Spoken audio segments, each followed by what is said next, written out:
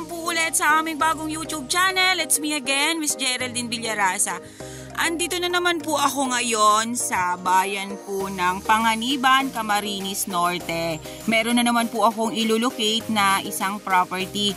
Siya po ay 21 hectare, 2 title. Then mula po sa town proper hanggang dito po sa aking kinatatayoang to, may layo po siya na nasa 15 kilometers.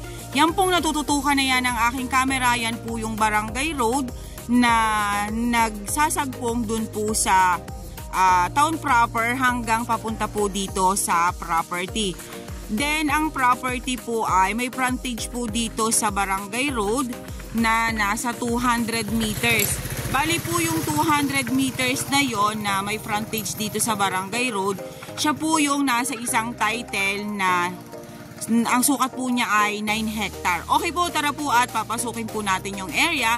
Sa ngayon po ay ito po munang 9 hectare ang aking papasukin. Then next po nito ay pupuntahan ko rin po yung natitira doon sa 9 hectare na ibablog kong una.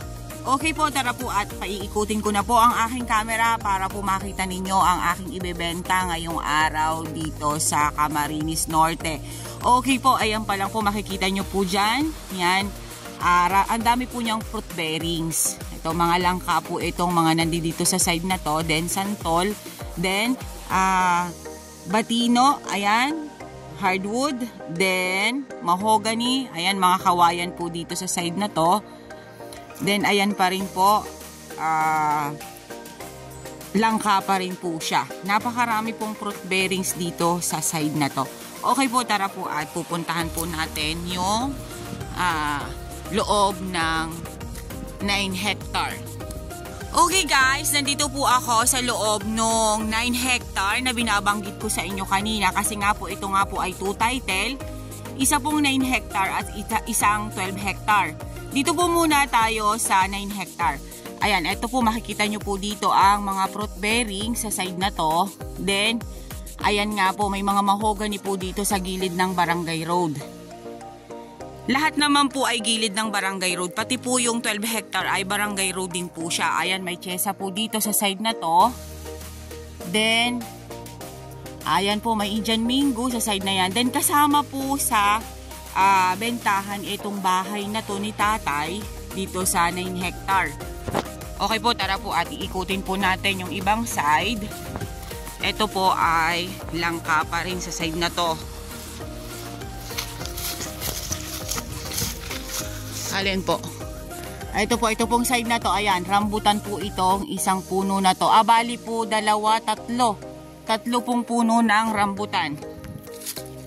Ayan, halos lahat po dyan ay langka. Ayan, nakalinyada po ang langka dyan. Ayan, dito po sa pagtaas ko, medyo po pumantay po siya dito sa taas na to. Medyo kasi po tumalibis dun sa papuntang barangay road. Konting-konti lang naman po siya natalibis. Sabihin na natin na mga 150 na lang po per hectare yung nasa loob ng property. Kasi makikita naman po natin, ayan, ang nyug po ay medyo po siya sinsin. Ayan po, yan po naiikutan na yan ng aking camera. Kasama pa rin po yan sa 9 hectare. Napakarami po niyang fruit bearings talaga. Ayan po, may santol pa rin po dito sa side na to. Ayan. Then medyo po umislan po dito ng konti sa side na to. Then pumapantay na po. Kalkulahin na lang po natin yung laman ng nyog. More or less po ito ay 1,000 kapuno.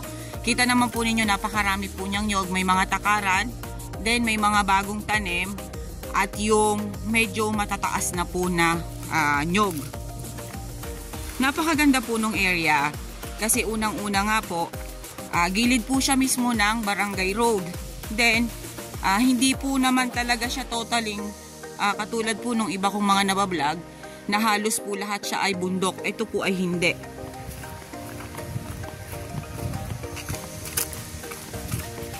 Ayan po siya. Then yun nga po, hindi po makatulad nung iba na talagang nagtataasan po ang damo. Dito po ay medyo nami-maintain ni seller ang kanyang paglilinis ng property. Ayan, ito pong side na to, may pili dito.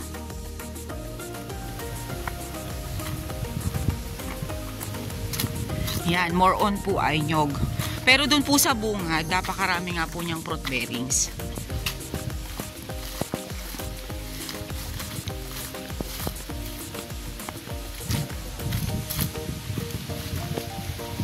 Ayan po. Dito po sa side na ito. Ayan, napakaganda rin po dito sa side na to. Ayan, pantayin din po dito sa side na to. Umislan po lang po siya ng konti.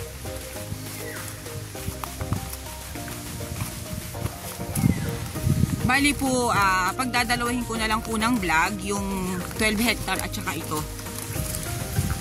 Kasi tig-isa naman po talaga sila ng title, pero iisa lang naman po ang may-ari. Ayan, ito pong side na to. Ayan, santol pa rin.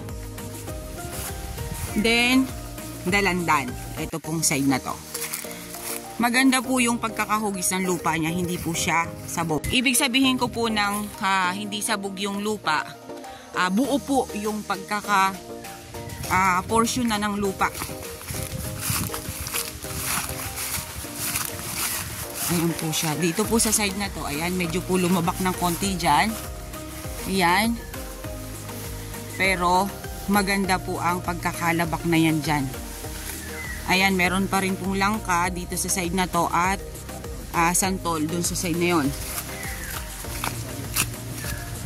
At ang kagandahan po nito, ang source ng water po dito is sapa. Nasa boundaries po nila ay sapa. Tatay, ano ito? Ayan, batino. Yung sa side na yan. Then, ayan po. Medyo po dito tumalibis ng konti dito sa side na to. Ayan, papaganon po siya. Napakaganda naman po ng talibis. Kasi nga po, pag umulan, hindi po naistakan ng tubig. Dito po kasi sa Camarines Norte, uso po sa kanila dito ang pagtatanim ng pinya. Doon po sa mga nadaanan namin kanina, halos po lahat ng lupa ay pinya ang nakalagay. Mga dito din po siya, mga talibis po yung kanyang pinagtaniman. Kaya ito po, napakaganda po nitong pinyahan dito.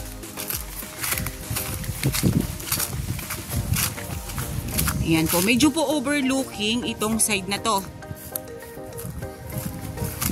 Ayan po siya. Kitang-kita po dito ang, ayan, ang dagat. Ayan po, medyo po overlooking po itong property. Ayan po, ipapakita ko po sa inyo ang dagat ng Camarines Norte. Kitang-kita po yan dito sa area. Opo, may ano pa po yung mga nyog. Kaya yung pong mga nyog, matagal nyo pa po siyang mapapakinabangan talaga. Ayan, napakarami pong fruit bearings talaga dito sa loob ng area. Ito pa rin po, may langka pa rin po dito. Hanggang dun po sa dulong yon. Opo, opo. Then, ang area po, dito po sa side na to, medyo po ulit siya malibis. Pero yung pagkakatalibis naman po ay hindi po yung talagang bangin na bangin. Ayan po. Napakaganda po nung area, ang dami po niya talagang nyog. Okay guys, nandito naman po ako sa kabilang side, no, 9 hectare. Ito po yung tinatawag sa amin dito na koprasan. Sa ngayon po, ayan, hindi po siya katulad ng mga iba kong binablog na may mga bahay-bahay po talaga siya. Ito po ay wala. Nilalagyan na lang po nila ng trapal yan pag sila po ay magkokopras. Then ayan po, meron po dito mga saging. Then mga batino po again ang nandito sa side na to. Then mga nyog. Ayan po, yan po ay gilid ng Barangay Road. Yan pong natututukan na yan ng aking camera. Yung baba po niyan is Barangay Road. Grabing init, tatay. Doon po talaga sa kabilang side ang maraming fruit bearings. Dito po marami rin po ditong fruit bearings. Pero nandun po nga doon sa may bahay ni tatay. Then doon sa may kabilang labak, nandun ang marami. Iikutin pa rin po natin ang mauntian itong side na to.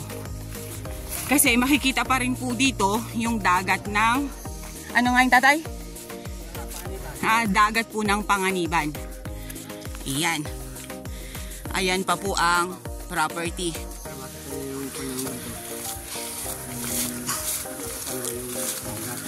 Ayan po, dito po sa ibabaw na to, ito pong tinatahak kong to, kitang-kita po talaga dito yung dagat. Kaya po ito ay medyo po siya overlooking. Pero hindi po siya ganon ka tarik. Yan. Ayan po sa side na yan. Mga kahoy pa rin po siya na matitigas. Opo, may mga pili po talaga siyang tanim. Ayan po, may santol pa rin po sa side na to. Okay guys, nandito na po ako sa taas. Yan pong natututukan na yan ng aking camera. Yan po yung dagat ng Panganiban, Camarines Norte. Okay po, yan po ang property. Ito pa rin po ay sako pa rin po ng 9 hectare. Then yung baba pong yan dyan, yan sa gilid na yan, nandyan po ang Barangay Road. Okay po, avail nyo na po ang property namin. Dito po ito sa Panganiban, Camarines Norte. Along Barangay Road, mula po sa town proper hanggang dito po sa property. Meron po siyang layo na 15 kilometers. Then, ang nyug po niya ay more or less po ay 1,000 kapuno. Then, napakarami po niyang fruit bearings. Okay po, once again po ako po ulit ang inyong site locator, si Miss Geraldine Villarasa. Muli po akong maglalambing. Paki-like and share po ng aking mga videos. And paki-subscribe po ulit ng aming bagong YouTube channel. Thank you po again. Thank you po for watching.